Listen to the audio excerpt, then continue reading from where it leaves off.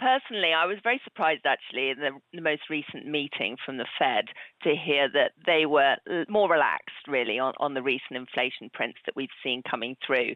To me, we've had 2 months now of slightly hotter than expected month-on-month core inflation readings. And I think if we get another 2 months of that, and we'll have two more data readings coming through before that June meeting, I think it gets more difficult really for them to justify that first cut coming as early as June.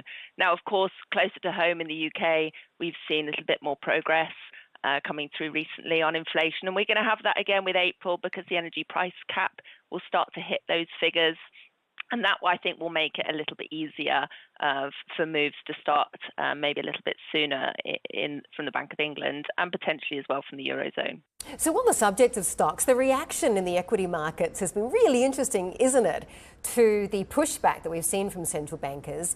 And either the stock market doesn't want to know, doesn't want to listen, and it's like, just on its own program and momentum has taken hold and animal spirits are galloping around. Or they're like, okay, maybe it's because the economy is resilient and that is naturally something that would be a very positive trickle down to earnings. That's exactly it. So, of course, last year, every time there was talk about higher for longer, the market was fairly weak as a response. But this year, it's been really different. And I think there's been a few reasons for that. It is the economic resilience, but it's really staggering data, actually, that we've seen coming through. When you look at those US GDP figures for Q4 coming in at an annualized rate of 3.3%, economists were looking for 1.8%. So there wasn't just a little gap between the momentum in the economy and expectations. It was really quite sizable. And then we've seen, of course, the Fed pushing up their expectations for growth in the year ahead too. We've had strong data out on labour productivity as well in the US.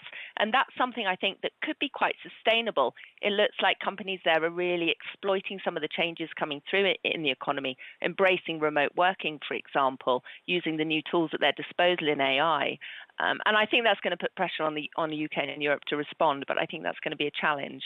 And we've had a very strong earnings season too. When I look back at the first quarter, the biggest move in the US markets was, of course, the day after Nvidia released its very strong earnings results post-market. So the Mag 7 are really still driving the market at the moment. But I think we're seeing that 12-month, 24-month earnings forecast figure shifting upwards, and that's a positive sign. I think that the performance should broaden out too. So we are relatively optimistic in our positioning at the moment.